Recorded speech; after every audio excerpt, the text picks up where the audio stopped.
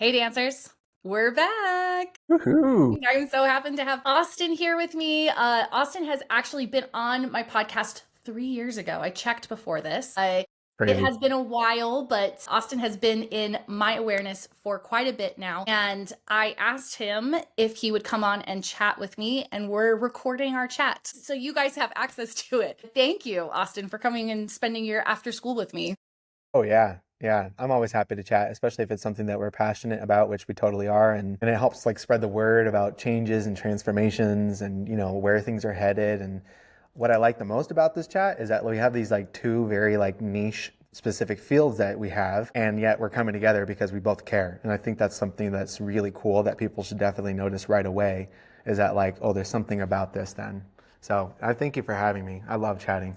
Yeah, well, I feel like, just so everyone can, where did this come from? You've been on Instagram for a while now, quite a bit. And I remember, I think it's when you had maybe your last kid or first kid, but you took a little hiatus from Instagram, or let's say the algorithm gods were not showing me your things. Yes. And I noticed that. And I noticed it because every time I see your stuff, you make me think. You make me think about what I'm giving to the dancers, what I'm giving to the world. Am I actually thinking about how I'm giving the information I want to, and am I doing it better than my instructors before me? So when you were an absent, well, not when you were absent, but when you were not on Instagram, I noticed and you jumped back on, and I've been loving everything you've been putting out there. I've commented a few times and said, oh my gosh, like this, seeing what you're doing in your practice, how you teach is so helpful and really made me think that's not what I was thinking when we did our podcast 3 years ago. 3 years ago, I'm sure was a different time for you, and you've grown, and what you're being able to give your dancers is different than it was at that time. But really, I just knew I wanted to talk to you more about why you're choosing to teach the way you are and how you feel like this is changing your dancers and how it's going to ripple out and change the dance world. So everybody buckle up as I pick Austin's mind. So Click, click, 5-point harness. yes, here we go. How are we changing the dance world? It's So so funny. I think we should start out though with you telling everyone about yourself. Yeah, for sure. So my name is Austin Crumley. On Instagram, I'm the ballet educator, and I love being an educator. It's literally what I got my degree in, and it's given me all this like beautiful light and energy that I can provide into the dance world that I believe like really we really need to expand and adopt and invite. And so what like has brought me to this point is ultimately like your past always determines your outcome and like how you do it, whether you choose to do things from your past or choose to say, you know what, no, I don't want that. It's still determining your outcome. And so my past is a little bit like that. There's a lot of things that happened in my life where it really dictated my avenues. And so I actually grew up in the theater, did musical theater with my brother, and like we did a lot of really fun stuff, but I was also doing baseball at the same time. And so there was this kind of this like cross quote unquote training that I was doing where I was getting my artistic side, but then I was also getting my physical kind of athletic side. And it wasn't until my freshman year that my mom actually put both of us and my sister into dance, into ballet specifically. And of course I put up a fight, but after I got out of my first class, it was like, that was what I wanted to do. I was like, dang, this is fantastic. This is the hardest thing I've ever done. And I've done a lot of hard things as a 15-year-old.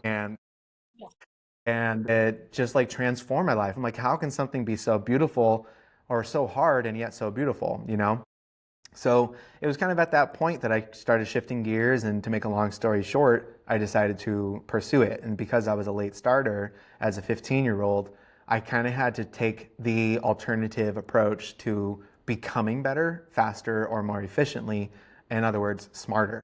And so a lot of people will say like, take all the classes, do all of these things, and like try to bombard yourself so you can catch up because you start at 2 or 3 years old, which I heard all of those when I was at 15.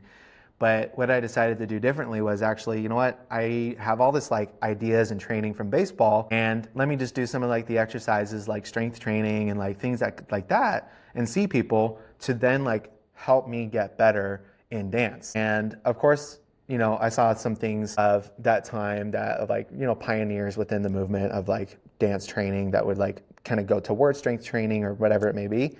But my mindset was always, how can I be better? How can I be smart about this? I want to be a professional, but I have so much going against me.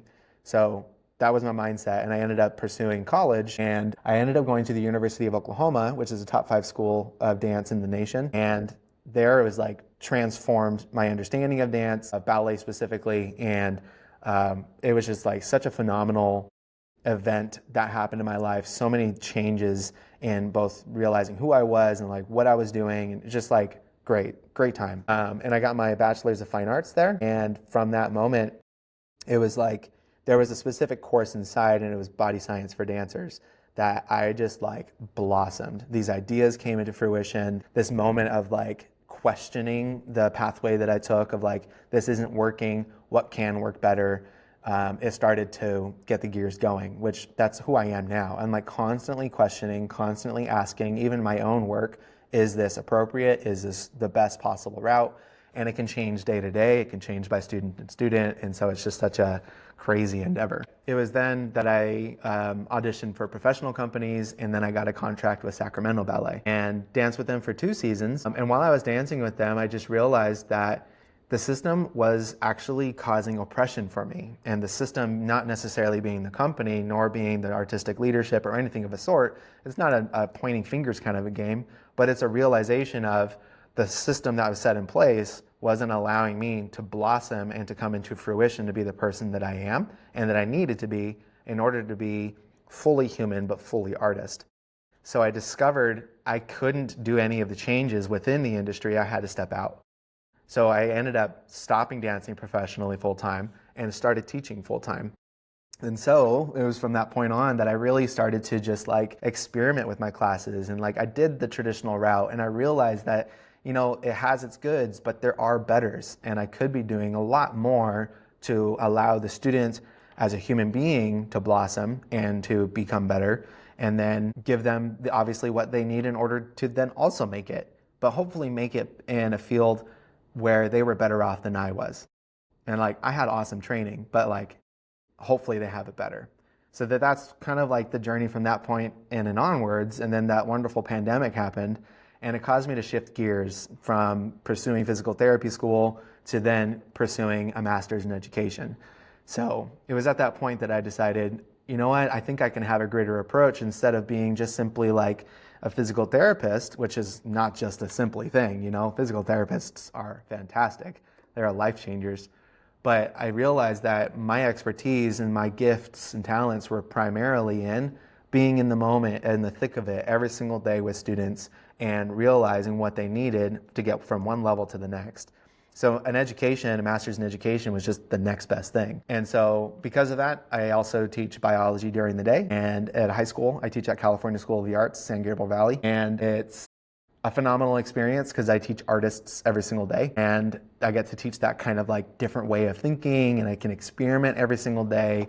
And then I just hop on over to my conservatory class right after I'm done teaching bio. And like, I just do it all over again with ballet. And it's fantastic. I think it's just so phenomenal and such an awesome thing to do. So awesome that I ended up finding a company that I love, and it's called Ballet Re-Education. And that's where I put all of my ideas and all the coursework and all this like 21st century practices that will help modernize ballet instruction through evidence-based and inclusive teaching. So that was a lot, but you know, like I said from the beginning, I can talk. So that's kind of like what my background is, and you know, you can do what you want with that, but that's who I am. And I think it really, like, your background really tells you a lot about a person. So ta-da. This is it. Well, I think I know part of my story is always I wanted to do better than I had when I was training. And I also had a lot of great things growing up with my training, with my support system. But there were a lot of things that were not great and were big problems, and still I see in the dance world are not resolving themselves or changing very quickly, in my opinion. But I think you're absolutely right that we become the person that we needed, or we fill a spot depending on what was lacking or what was extra in our growing up. And I was just talking to a really good friend who's an educator and works in a very special field with teenagers, and she's stepped away from it, and she was saying, I just feel like like education is in my bones, like being that person. And it's not just being in a classroom, it's the inspiration, it's getting to know the people, the students, and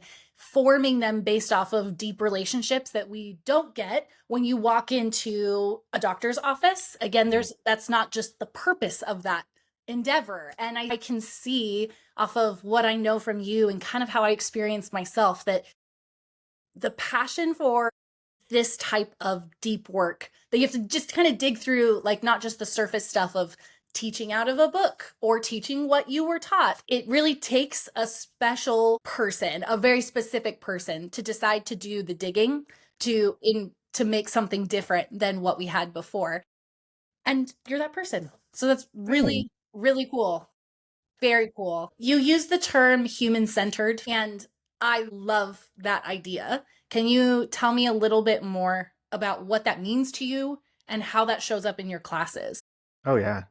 Yeah. I mean, I definitely, it's a big, it has been a big movement in the field of education for, a while, probably about like 15, 20 years. But dance education, really not. So as far as human-centered teaching goes, it's basically this kind of philosophy that puts the whole person at the center and not just the technique. I think what traditional ballet instruction tends to do is it's really focused on the tradition and the technique and refining and trying to be the dancer and being an excellent technician, and while those things are fantastic and we need to keep those things, what we've realized through a lot of research and evidence is that what tends to be the first thing to go, if that's the only way that you're taught, is your humanity, is you seeing yourself as worthy of instruction or worthy of a role or attention or whatever it may be. Ballet dancers specifically tend to be, but dancers fall under this category. Ballet dancers specifically tend to be those kinds of like, you make a mistake and you feel lesser than. It's this human-centered teaching is actually supposed to be is kind of reversing that track. It's saying you're still worthy whether you make a mistake or not. In fact, making a mistake is how you learn. And so we encourage mistake making, but we encourage more so that growth process that happens because of it.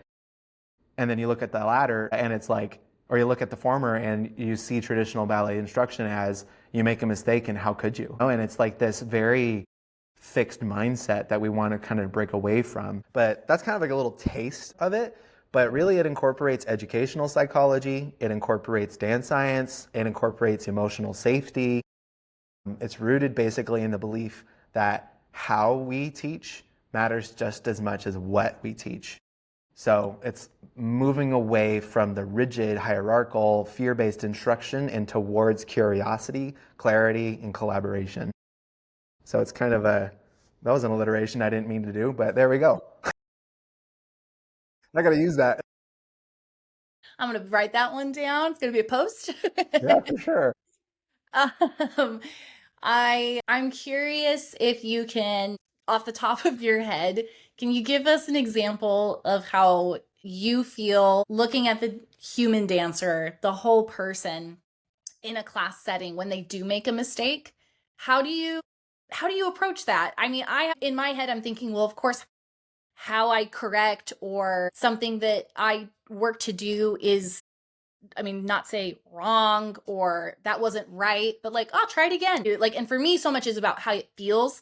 And did it feel like it was stronger? Did it feel like it was more turned out? Did it feel, I try to go off of that. So that gives more clear feedback to a person. But I'm really curious about how you would give a correction without it feeling like that was a massive mistake that might change your life. Of course, Right, but that yeah. one thing.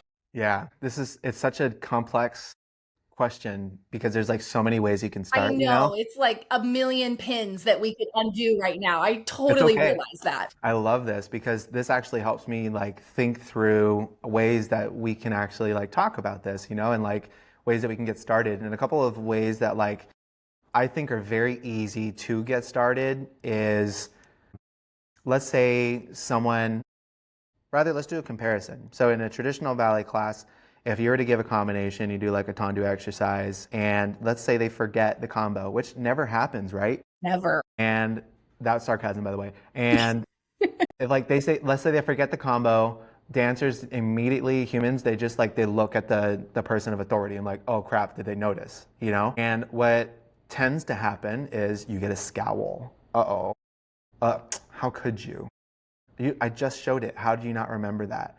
And like, sorry if that was triggering for some of you guys, but like, that's the way we lived, right? And that's sometimes how we witness ballet classes even today. And instead, what happens, what I do, because I still got those looks because it's ingrained in us since 3 years old, right? So I'll get that look and then I'll just give a little like, it happens, you know, and like just shrug it off because you're not defined by that singular mistake of forgetting. Especially here, like in my specific niche scenario where the students are learning all day long and then they come over and they do their conservatory, which is like every scenario, right? They do something all day long, they're very tired, they come and they do their conservatory or their ballet classes after school, and they're still fatigued from school. Their mind is going off. So instead, maybe after they make that mistake and I catch it, I'll just be like, hee hee, no big deal, you know? And maybe I'll go up to them and then like have a chat, have a small moment. I would just be like after the exercise and be like, guys, I noticed like 40% of us, we didn't quite get the exercise. That's all right. That's not what I'm looking for. I'm not looking right now. The objective is not to get the exercise right away. Yeah, maybe later that'll be an objective. But today, did you work your foot through the floor? Did you use your floor to have Did you use your floor to have force through the foot to use your foot better? Did you use the appropriate, you know, and like rewiring the appropriate response to the mistake. That mistake didn't matter because it's not about this right now. Yes, I'm tired. And so you're realizing like you have to have that conversation as a teacher, and it doesn't need to take like 10 years to have it. You can quite literally go over to the student who made the mistake and be like, it's all right, kid. It's all right. That's not what I'm looking for right now. Let's revamp. Let's find what it is that we're assessing on this. To try and regather my thoughts, there's some other things that like you can do. There's like reflective questions you can have at the end of class or at the end of the combination. If you start the combination of, hey gals, let's do a tendu exercise. And in this exercise, I really would like for you to feel those inner thighs activate. Later on, we are going to be doing a split that you need to come directly down into, or split, you need to do a leap that's going to come directly down into a failli, into blah, blah, blah. And so we need that quick contraction, that really fast movement. And so can you manage these things? That was like a mouthful, but you know, assuming you had background knowledge to support all of that stuff, you're giving your students some like attention. Oh, okay, we're focusing on inner thighs. Okay, I'm going to let that be my focus for this exercise then. Immediately, like, sure, they're going to start thinking about where's my elbow, it's dropping. Oh, I got to use my abs more as they're doing the exercise, plus like 20,000 things. But by having that thematic approach, you're getting rid of half the battle for that student because you're telling them, this is what I'm going to assess you on in this 1 5-minute exercise. And then all of a sudden, that's their focus. And they don't really have to like do anything more. They battle with those thoughts because they've been doing it since 3 years old. But that's a really awesome example. Just patting myself on the back. That's a really good example of like social emotional learning in one exercise, of scaffolded design, of curriculum planning, all in like one. And I can go off and off and off, but like that's 3 huge like education-based things that I said in one exercise that you can implement and like easily with human-centered teaching. Yeah. It's so great because I can, I see a lot of dancers one-on-one, which is a privilege on both sides of the table here. It's a privilege for me to have that attention time with them. But what I notice, especially with young dancers, is that they don't know what to focus on. Yeah. So the way I work is we do some exercises and then we try something dancey to see what it feels like. Did we make a change? And when I start working with dancers, say they're like stepping up to a pique and they have to hold a balance and they fall backwards and, they step out of it. We say, okay, what did you feel? They look at me with deer in headlights and it's like they're trying to read my mind, and I'm like, nope, I'm not looking for a specific answer. I am asking you, what did you feel? And they don't know how to respond because all they're looking for is, what does the teacher want? Like their eyes get big and they're peering into my soul, trying to figure out what my expectation is. And what I do in that process then is try it again. And I want you to focus on what direction are you falling?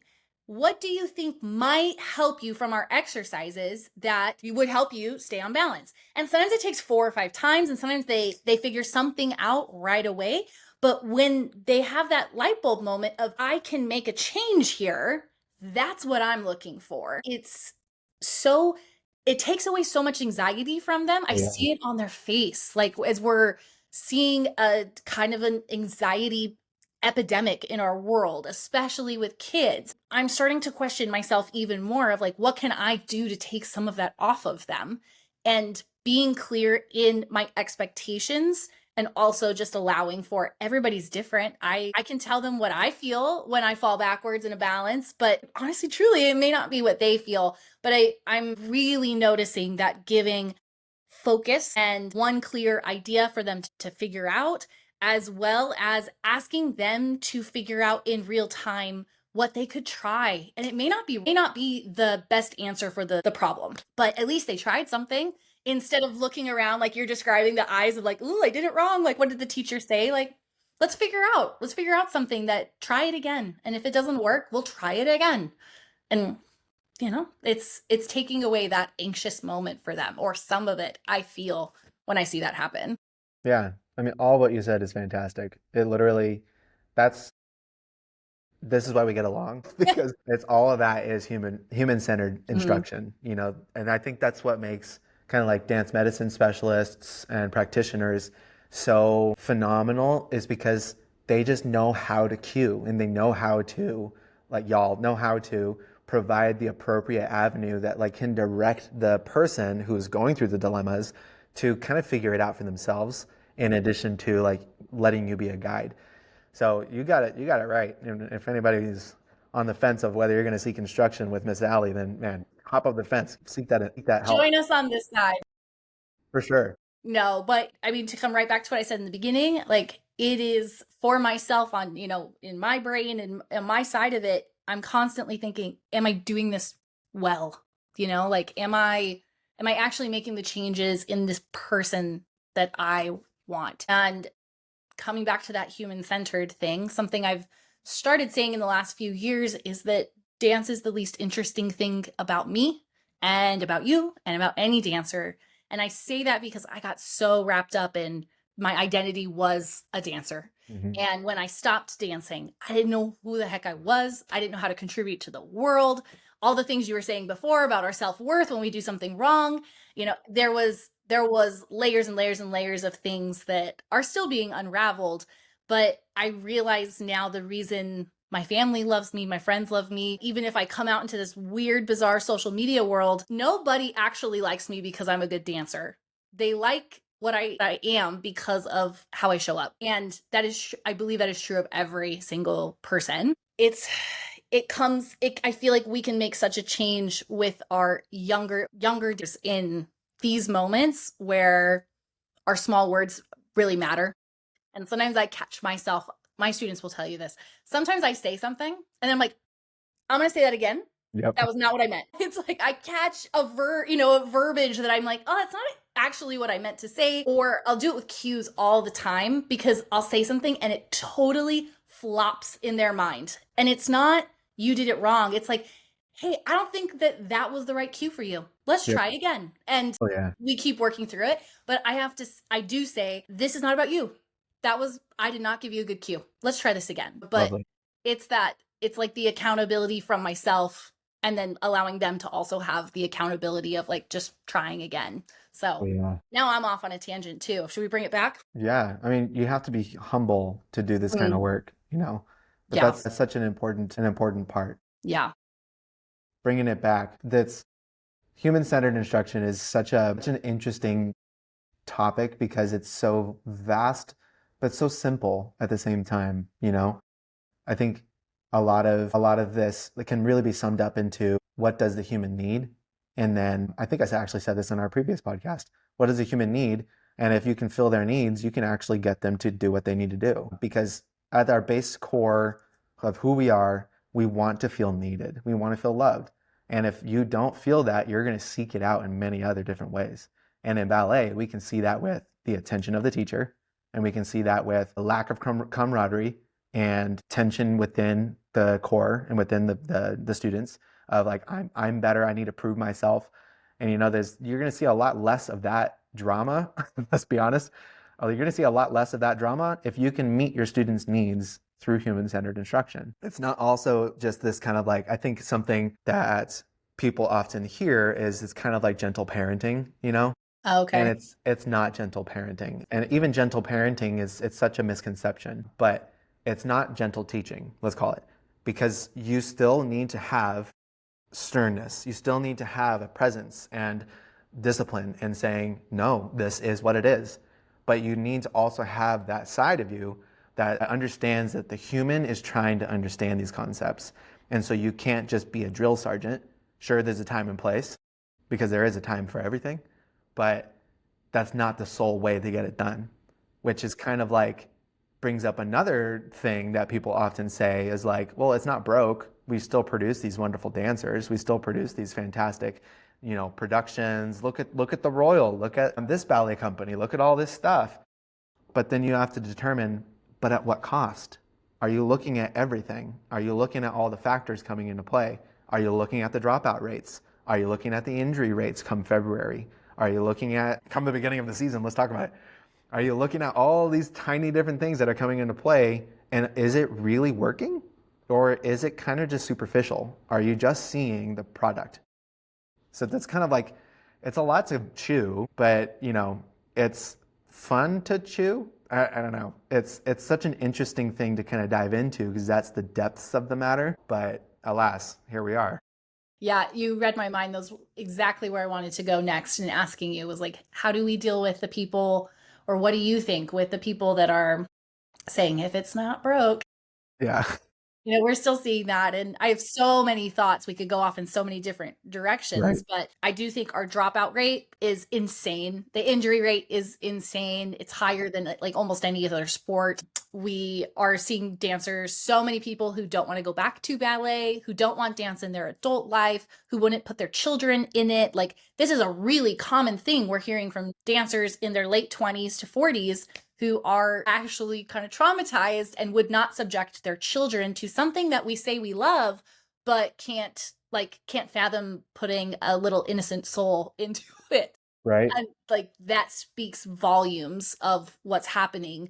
But I'm also, it's like this hierarchy where I don't think we mean to do this, but we're looking at such a small percentage of dancers who do make it into some type of professional career. It's gotta be less than 1% when we really break it down. And we're looking at them as this like short amount of time, who are only clay. They have no voice in the dance world.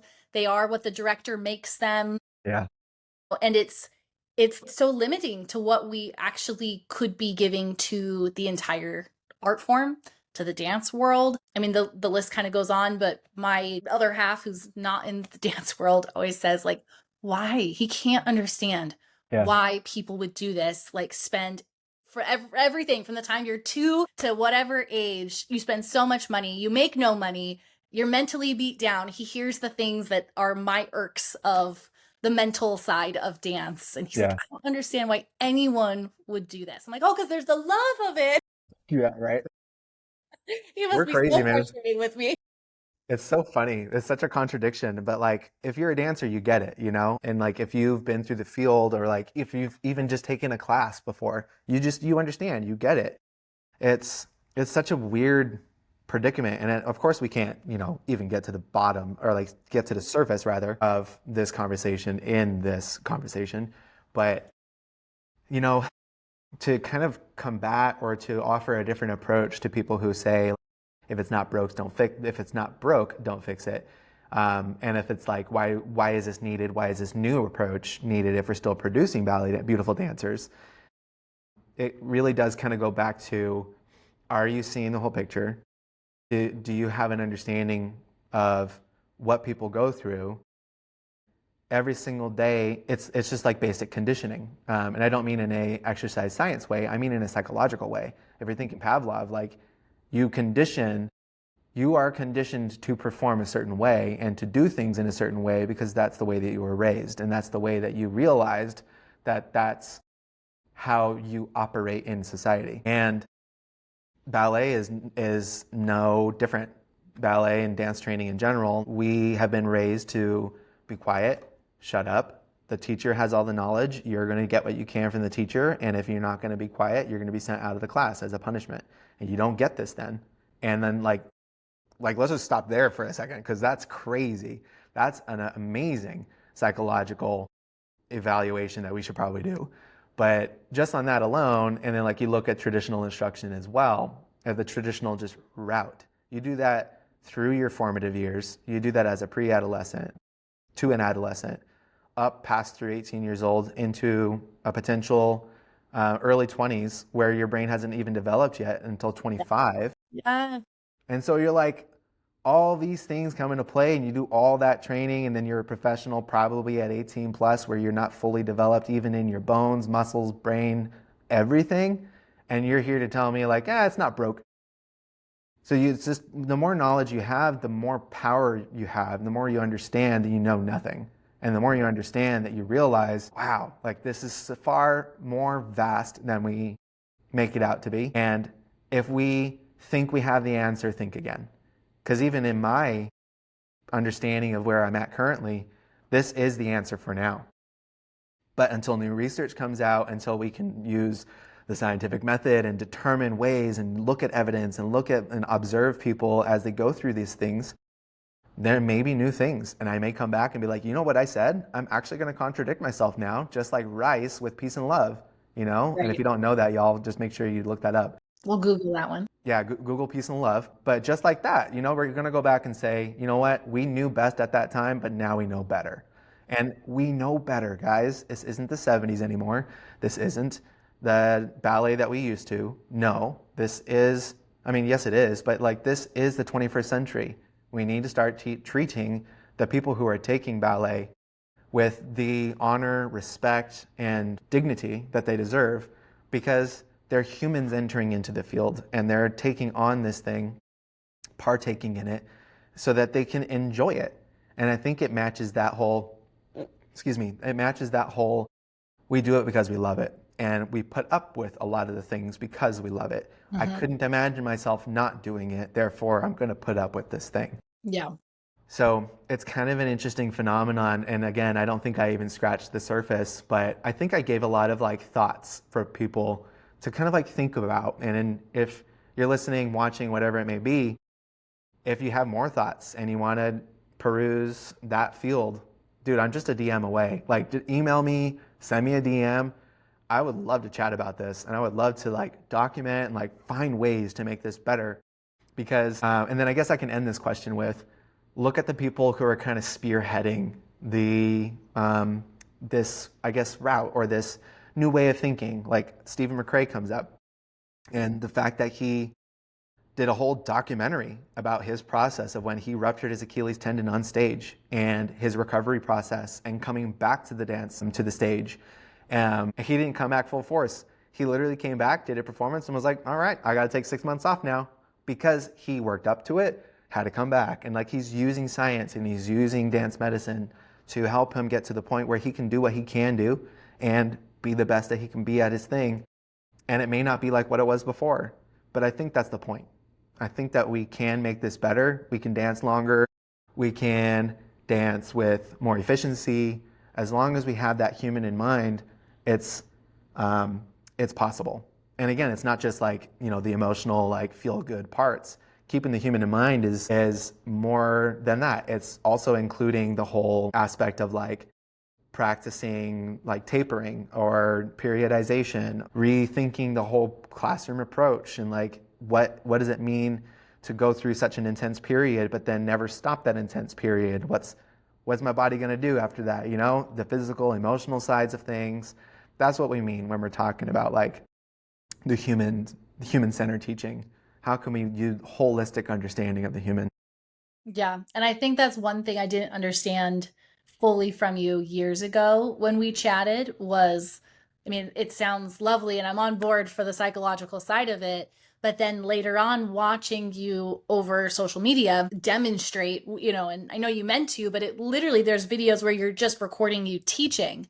And Yeah. watching it, I was like, that is what he means. There's things I already knew about you, so I don't want to make it sound like you didn't make this clear in the beginning, but for everyone listening, it really truly is the way Austin's working and the way he's putting things together. And I hope that it continues to spread and grow in the education he can give you is not just psychological, but he is using current sports evidence, which, if you are with me, that's a big deal for me. He's using the evidence for not just physical, but mental and emotional. And how do we get the most out of people? And it's not from like slapping on the wrist. We know this. We know that.